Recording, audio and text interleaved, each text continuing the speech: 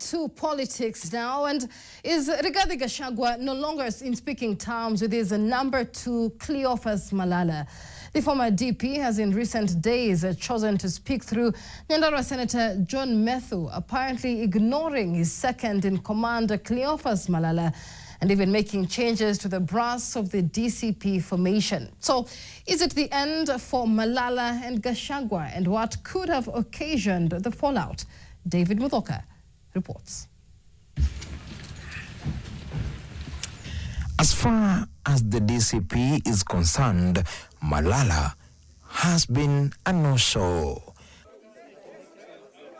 From time to time, the vocal leader has been anywhere but the precincts of a party where he sits at the helm. And when he does, he has been isolated, with many questioning who he really speaks for. Numerous presses have been done with Malala missing in action.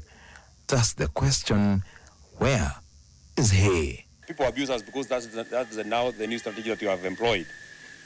It must prick your conscience that out of the 100% votes that you got, 47% of those votes came from one region.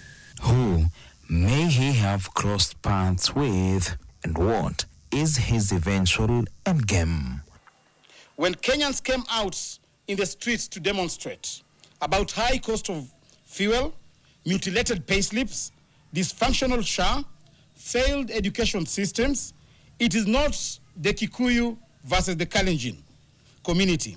Mr. Murkomen, it is about 55 million Kenyans suffering high taxation, double standards, bad roads, poor policy, among others.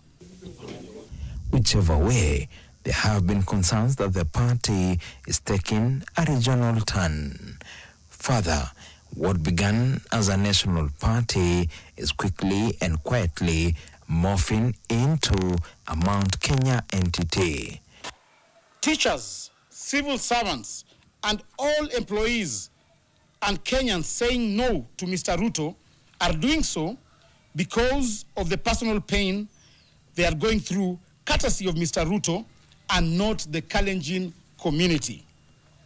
If then we buy to your opaque argument that 55 million Kenyans are fighting Ruto because he's a Kalenjin, we then need to argue that William Ruto is the only Kalenjin in Kenya and the 55 millions of us are all Kikuyus.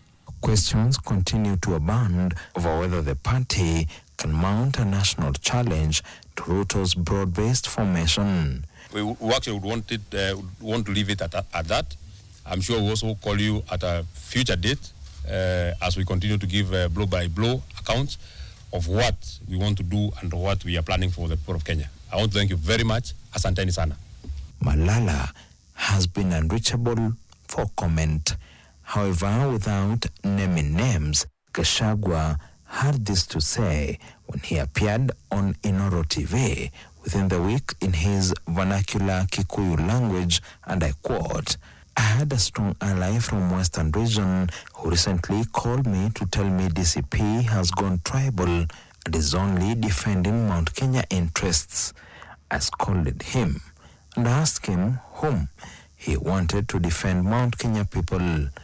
Have since told him that my respect for him is gone." David Muthoka, NTV.